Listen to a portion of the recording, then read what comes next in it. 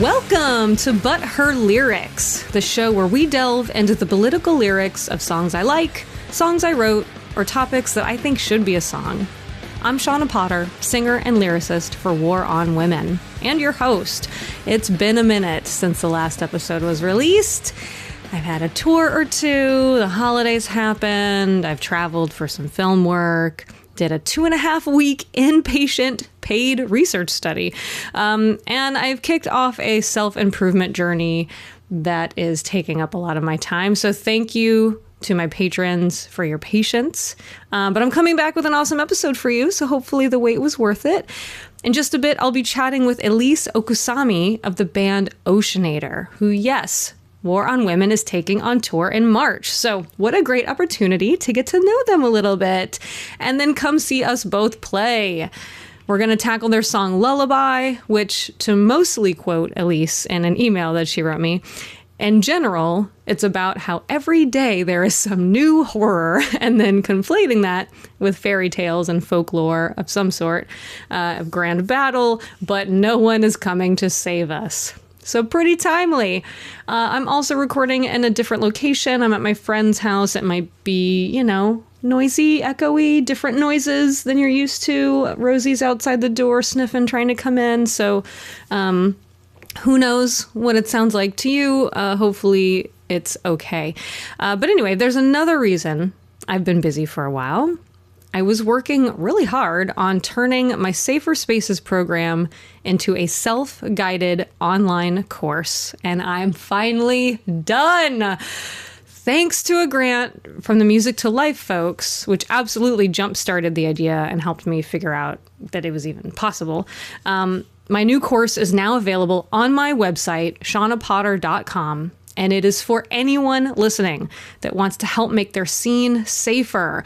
If you work at a venue or bar or space, if you just like going out to shows and dance parties, maybe you work in a small business or facilitate a group gathering of some kind, like a knitting group, activist meetup, bike ride, whatever.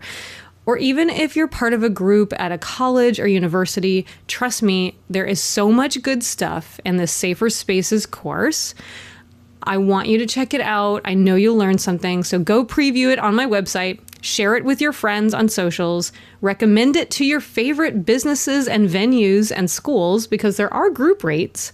And let's get everyone trained in recognizing harassment and responding in real time. What do you say?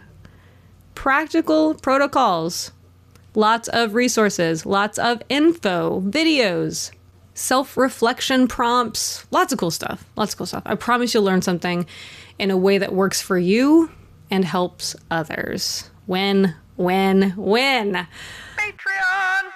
But yes, thank you, patrons, for sticking with me. For those of you that were kind enough to beta test my Safer Spaces course, thank you. It's even better now, thanks to your input, and now that it's finished, of course. So take it again. And as always, big thanks to Pupcakes and Pastries for sponsoring the show, and my Rosie Girl Snack Time. We'll actually have some Pupcakes and Pastries dog treats on our upcoming March tour at the merch table. I don't know. If that doesn't get you off the couch to enjoy some punk rock, I don't know what will. Dogs and punk, nothing better. But anyway, you've waited long enough for this episode, and you've waited long enough for another interview, so here it is. Interview time! Elise Okusami, thank you so much for joining me on But Her Lyrics. Please introduce yourself to everyone. Oh, thanks for having me. I'm Elise. I play in a band called Oceanator, and that's me. And that's why we're here. That's good enough, Elise. Don't worry. So the song you sent me is called Lullaby. This is a rock and roll song. I don't know if you know this. This is just a fucking rock song. Is that how you'd categorize Oceanator? I guess usually when people say, like, what kind of music do you play, at this point, I've just started saying rock music. Yeah. Because it's so hard, and I'm already bad at genres, like even describing other things I like. So it's like even harder for me to say what this is. But if they dig for more, I'll say like 90s influenced. I grew up on punk, but I also love Elliott Smith, who also kind of listened to a lot of punk. So like, I guess That's if you're gonna get down to it. But yeah, a rock band, I would say. Guitar music. Guitar music, love it. Yeah. Also, there's just more genres now than there used to be. There's so many genres, like, it was so much many of them easier. are like fake nonsense that Spotify made up. Also, so any chance for Spotify dig on the podcast? We love it. I did just finish reading Mood Machine like a couple weeks ago too, so it's like very fresh in the mind. What's that about? About Spotify. It's really good. Mood Machine, okay. Liz Pelly. Yeah. Okay. It's great. Recommendation, everyone. Okay. So we'll get into the specifics and the origin of the song later, but I wanted to start with something that stuck out to me like right away. I feel like in the lyrics, there's almost this question of like about the value of storytelling, right? And we tend to stick to political songs on this podcast, but in the way that anything can be political, you know? Yeah. So what's your relationship to storytelling as a path to social change? I think it's hard for me to kind of see, I'm having the trouble right now. It's hard for me to speak directly about things that I'm thinking about or worried about. Politics included. So I have, in my head, I have a very clear view of what I think, but it's hard for me to express it. And I found it much easier to express kind of abstractly through songs and through stories. And I feel that a lot of the like books and stuff I consume is, I mean, obviously not all of it, but a lot of it is also like the story has a point, and often that point is political or at least like socially important. And I think it's just a way of getting to those feelings and those just thoughts and illustrating them in a way that like, yeah, you're not telling a true story, but you're telling the truth of the story. So that's, I guess, why I gravitate towards that stuff. It's just easier for me to conceptualize it and express what my feeling about it than to just directly say. Like, I'm terrible at arguing with people because I just like I can't process my thoughts in that way fast enough to like have, Yes. I'd make a terrible debate team person. I'm envious of people that are able to do that. I don't think I'm that great at it. I can't do it at all. I would just be like, no. And then I have to like stop and think about how to explain to you no. Yeah. So I guess that's why I gravitate that way. And do you consider a lot of your songs to be political or more about like feelings or the mix or? I guess I would say a mix. A lot of them are definitely about feelings. And I think the ones that are political, like this one, are like sneaky political where like you could completely miss it. And sometimes when I'm singing the song, I don't think about that aspect of it at all. I feel like you can think about it however you want, but it did come from a place of like, wow, the world is fucking, am I allowed to curse? I'm allowed to curse, right? Yes. Oh my God. It's so terrible right now. Yeah. And I don't even know how to process it. And like, people just keep getting killed for no reason. And it's like, then I started thinking about all these big fairy tales where like there's a big villain and then the big hero comes and saves you or whatever. And that's not going to happen, obviously. But that's like what we grow up on. So that's what I don't know. That's right. What and kind about. of like tension with that. Yeah. Yeah. You definitely talk in the song about the world burning and say no gods and no heroes, but I'll sing you another lullaby. Lyric reference. And I was wondering if that line is sung in earnest or if it's more sarcastic. I think of it as in earnest because it's like, we do still need something to grab onto and we do still need stories and like, here's a comforting, I'll sing you this story of blah, blah, blah, blah, blah, whatever, as a comforting thing for bedtime because you still do have to like go to sleep and go endure the world again tomorrow. So I think of it in earnest, but it could be sarcastic too, honestly, like depending on how you want to read it. That's sort of my vibe. I was like, oh, that's sarcastic. Oh, sing you a fucking lullaby. Okay. Yeah, yeah. Like that's I mean that's me. That makes that makes sense too, especially just like with the like the last line, the last section of the last chorus, I guess, where it's just like it's like you could just keep screaming until your lungs burst, but like it's not going to do anything. But it is eventually, but you know what I mean? Yeah. Hopefully.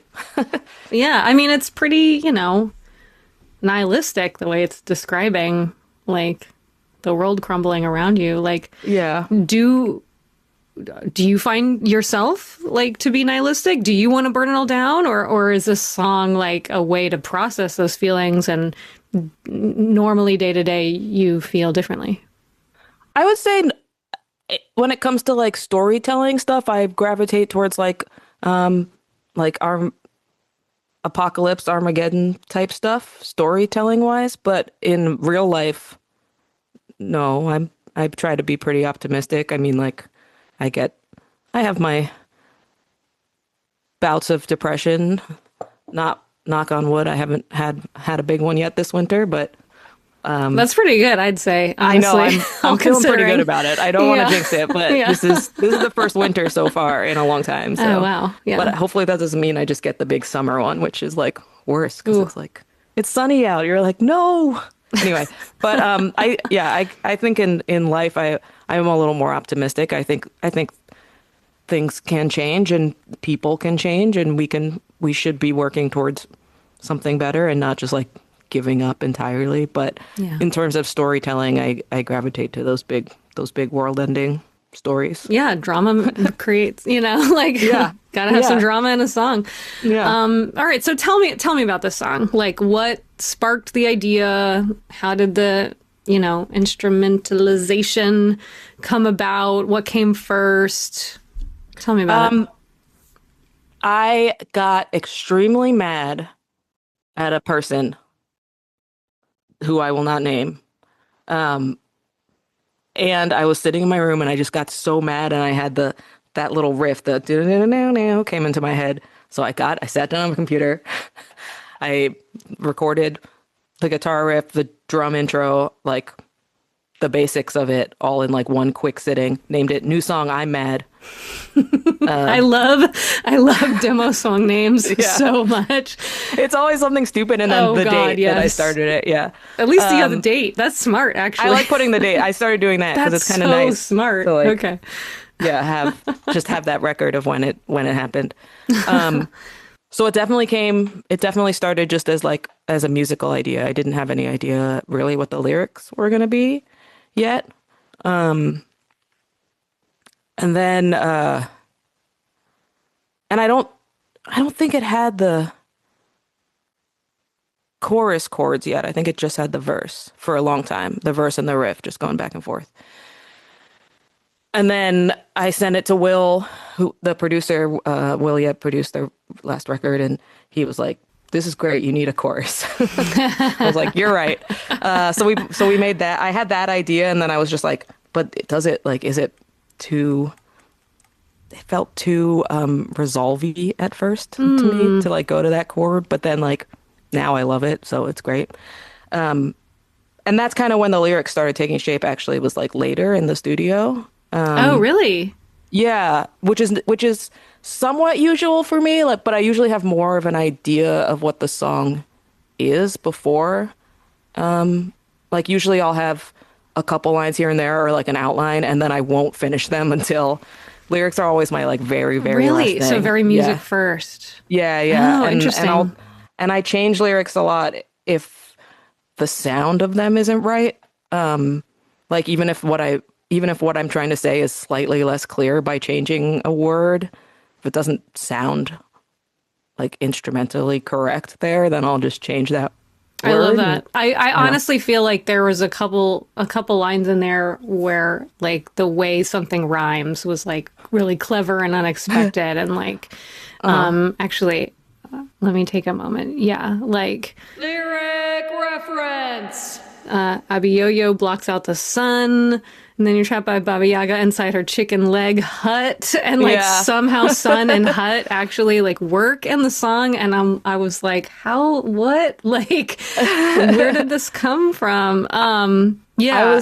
I'm glad that you like that, because I was when we first did that one, I remember being like, can I rhyme these two things that don't rhyme? And then I was like, well, I'm kind of like. Yeah, like saying that part. I don't know. I'm glad. Yes, I'm glad it showed up at a place that I wasn't expecting, and it felt, I mean, for lack of a better word, resolved. Like it made sense. Satisfying, right? Cool, great. And then, but you're also talking about like kind of weird stuff for a rock song, right? Like, so you have this line: "No gods, no heroes are coming to save us," and then you mention these. I don't want to say characters from folklore, but these like quote unquote bad, scary monsters from folklore. Baba Yaga, Anansi. I don't know if that's how you say it. Anansi, yeah. Anansi and Abiyoyo.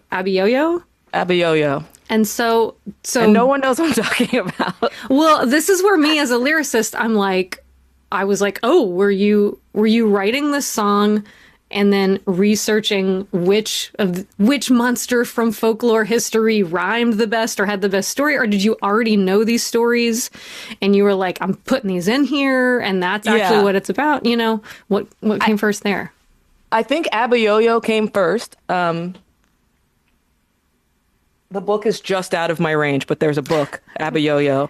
Pete Seeger also has like a video. I think Pete Seeger wrote the book, and then he also has a storytelling video where he plays the song and there's like a cartoon. And I was like obsessed with that when I was a kid. Oh, okay. Abiyoyo, Abiyoyo. And he literally comes and blocks out the sun in that. And I think that was the first one I thought of. And then I was like, all right, well, if I'm talking about Abiyoyo, I might as well talk about like Anansi the spider, which is like West African folklore that like my dad used to make up stories with and tell us when we were at the Cactus Grill, where they this local restaurant, they made their own tortillas on the machine, and if you were little enough and you went over with like big round eyes, like, wow, look at those tortillas, they'd give you a fresh hot tortilla off the machine.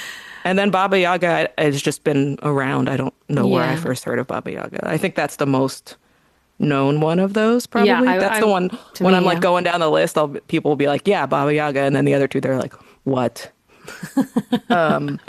Oh yeah, so I had Abiyoyo, and then I just kind of thought of what other ones I knew about. I didn't really do any research other than to just like double check that I wasn't remembering wrong. Right. And you're sort of like, instead of naming like, I don't know, fucking Trump or something, you're making it not so obvious, not so clear, little metaphorical about like who we're fighting, what we're fighting, and why. Yeah, and I definitely like the idea of having like a big fairy tale monster there instead of like an actual person. Just also because then like you can translate it into so many different situations, like, because Trump's not the only horrible man in the world. He's one of them, obviously, but like there's many, and there will be many more, and there have been many in the past. And they're all very worth fighting. So, that's why I kind of don't do the specifics thing with it. Yeah. So that the audience can like interpret it however they want. Like, or not for them. Is it more for you, not for them? It's for both, I would say, because I like when people just kind of, except for when they're just like crazy way off, and I'm like, how did you get that from that? I like when people have different interpretations of a thing, like even when it's as small as you being like, oh, I read that as sarcastic. Like, I think that's the reason. Well, not the reason, but one of the reasons to put music out into the world is to give people something to grasp onto. And if they pull some different meaning out of it that inspires or helps them in some way, like, that's great. As long as it's not 100% wrong. Yeah. You know, releasing a song, an album, it's like once it's out, then it's like not yours anymore. And I feel like it's a little different than like, you know, a fucking painting where the little description next to it tells you what it's about, if that's what the artist wanted to do and tell you what it's about, you know? Yeah. And especially because with a painting, it's like a one of one thing as well. Like you're not making, I mean, there are like reprints and stuff, but the original is like, it's one thing and like you go and see it in a museum or whatever. And and that's it. And music is so different in that you release it and then it's just, especially now, it's just like, it's out there. It could be used in anything, and you wouldn't know because there's so many things now. Ooh, it's weird. It's weird, isn't it? Yeah, like my friend's song was used in a porn once, and they were like, I wish you would have asked before doing this. Like, what? They didn't know? No, that someone literally was like, I was watching this porn and... What kind of courage do you have to work up to just be like, look, this is exactly what I was watching. Yeah. You know, it's that's pretty brave. wild. That's brave. Yeah. I know. But you're like, I gotta tell my friend that their song was in this porn. I know. And I feel like that would be strange. That would be a weird feeling to just be like, oh, that's what you thought this song was about. I'm kind of like, depending on which one, that's fine. Just give me the money. Like, it's fine. Like, we'll work it out. But there was no money. That's the other problem. That's when it's like, okay, come on. Yeah. So what I like about Abiyoyo in the song is that in the original story, which I think is also like an African proverb, is that right? Or I think it's like adapted from one, but I don't remember. I did a quick wiki search and I could have written it down. So I will put that in the show notes. Apologies, everyone. If you want to learn more, there'll be a link in the show notes. But basically, yes, this old story. And in the story, this father and son use music and magic to defeat the monster. And I feel like that's going back to that question I have of music as a form of storytelling that can be a part of a larger social justice ecosystem. And I guess my question is, like, did you know that at the time? Like, did you clock that? Like, oh, this is definitely on purpose. This is perfect. Or were you like, oh, that's kind of a happy accident? No, I think that was part of why Abiyoyo came up for me, like as a song lyric, to then like drag in the others with them. As I was thinking about that, and then I went back and leafed through the book and was like, okay, yeah, this works great. It does work great. It's really like, I don't know if it's meta because I refuse to use that word and learn exactly what it means and use it correctly. But yeah, just like, it's like you're singing about what you're singing about what you're singing about, like kind of like loops. Like I love things like that. So and I think it's beautiful, a beautiful idea, you know, that we can use music. Yeah, I think music is super important in terms of like social justice movements and stuff too. It's like we had a tape. I think we taped it from a Smithsonian record that was like, I think like Sweet Honey in the Rock and maybe the Snick Singers too. But it was just like a bunch of civil rights songs. Like, if you miss me at the back of the bus, you can't find me nowhere. Yeah, I don't know but we used to listen to that all the time in the car, and I loved those songs. Wow. And I loved, especially as I got older, like learning about the people who sang those songs. And just thinking about like how they use these marches and these very political songs that were also just great songs to like, you know, affect change. So I'm not saying that this song does that, but I was thinking about that stuff when I was putting the lyrics together for this one. Yeah, it's very cool. So Oceanator and waronwomen are going on tour soon. Yes, we are. And the goal is obviously to have this out before the tour. Right. But you know our guitarist, Brooks Harlan, because he played with you, Oceanator. Was it J. Robbins Band or with It was J. Burning Robbins Airlines? Band, yeah. Okay, with J. Robbins Band. It was Braid and J. Robbins Yeah. Band, and then we were the opener. Yeah. And he speaks very highly of you. He said you're very cool, and he thought it was really cool that I was talking to you. I'm excited. He's great. He's so sweet. Oh, he's the best. He's the best. Yeah. So my question is, what are you like to tour with? What do we need to know? This is part of the podcast. Yeah.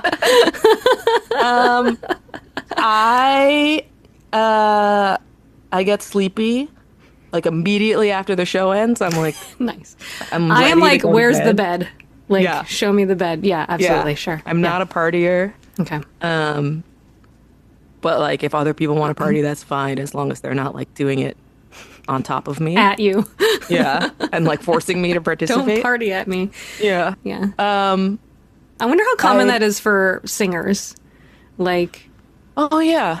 Because we gotta get our beauty sleep. you gotta rest. Yeah. I'm a very light sleeper. That's another thing about me. Oh my God, we have so much in common. Yeah, what else? I like to go for a walk and take photos. Ideally in every city if there's time, That's cool. like between sound check and doors, or like between load in and sound check, depending on where we are. And I'm nice, I think. That's the word on the street. People seem to like me. Okay. Yeah. And you, like, is Oceanator, is it you or is it a band? It's me, You know what I but mean? it's me, but also it's a band. Jarrett's coming. Jarrett Nathan from Pears Oh, okay. is Yeah. drumming. Oh, Yeah. cool. Okay. And then I'm not sure who's playing bass yet because my usual bassist got promoted at their job. Congratulations to them. They got But promoted to guitarist? No, I'm just kidding. they play guitar too. They're a great bassist. But yeah, they got promoted at the suicide hotline. Oh, wow. Yeah. Okay. So they can't come on the tour yet, but they're gonna be back after settling into the promotion. But yeah, it's a solo project, but when we play live I try to bring the band as much as possible because I love playing with the band and I want the songs to be big and loud. Yeah, I mean, that's how it sounds recorded. Yeah. You know, might as Yeah. well do that live. Exactly. So do And, you like, record? Sorry, go ahead. I play solo shows too, and those are also fun, but yeah. Yeah, it's a different thing. Like, Yeah. yeah. Do you record all the instruments on each album? Yes and no. Like on the last record I played half the drums and Will played the other half. And about the same with the bass. I play all the guitars always. Yeah. And I play a lot of the keys unless it's like straight up like piano, then I make my brother do it because he plays everything. And so he plays bass on all of the records, certain songs, and Oh, that's he cool. mixed the first two records and mastered the first record. But he doesn't tour with you? No, he doesn't want to. Yeah. That's Which is- fair. Yeah, I'm sad about it. I think it would be so cool. Oh, you and he want could bring his to? Yeah. little perfect doggy, Buddy. He's the best dog in the world. But yeah, so like yes, I at some point on all the records I play all the like. There's some songs that are all me, and then there's some songs that are like my old drummer Andrew played on a lot of the two records before that, and now he's a nurse. So in Baltimore, actually. Oh, no shit. Yeah. Cool. But yeah, the long answer is it's a person, but it's also a band. Yeah, no, that makes that's for perfect sure. sense to me. Okay, is there anything that you wish I'd asked you in this podcast interview, or something that you are so tired of being asked in interviews? There's definitely things I'm tired of being asked, but like when people ask you what bands you like, I've forgotten everything. Oh my God, I know.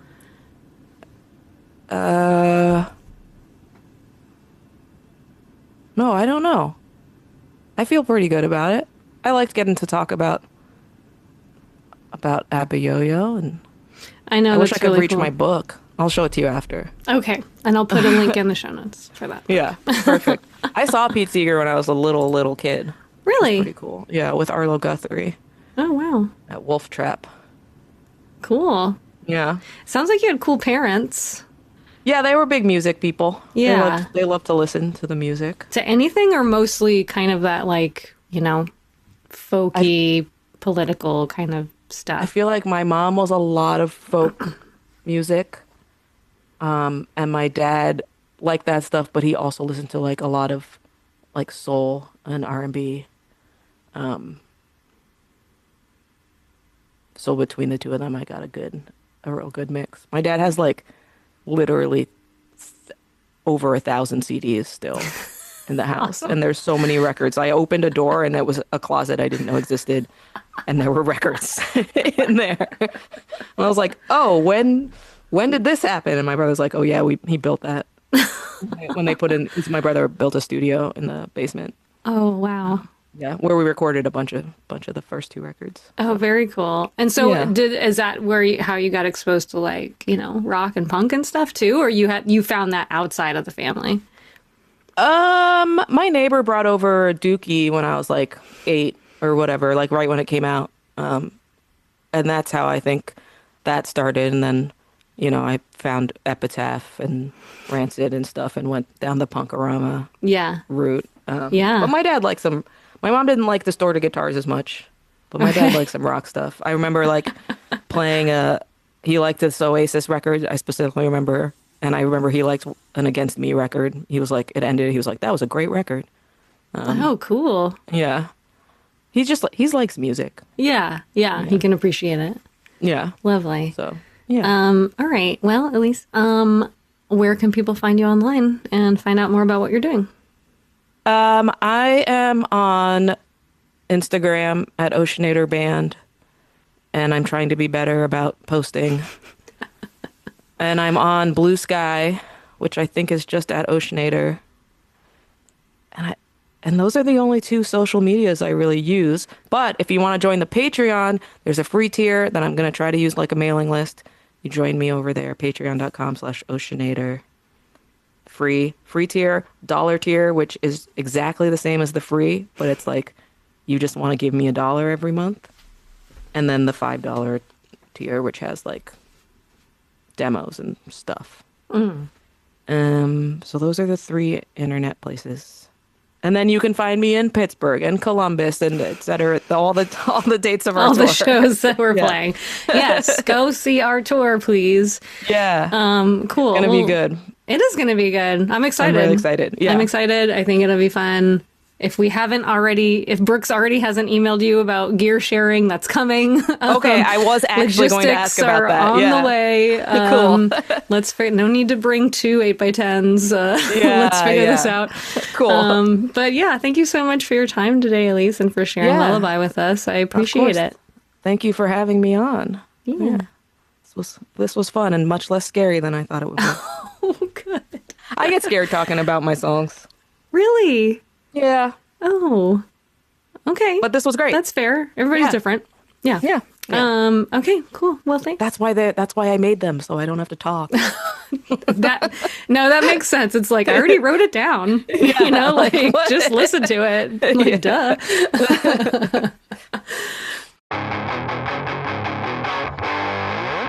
It's so fun to get to know a band before you go on tour with them.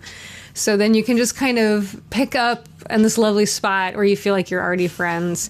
I love it. So I'm so glad, Elise. Thank you for making time to chat with me ahead of our tour. Thank you for talking to Brooks and not me about gear sharing, so I don't have to deal with that.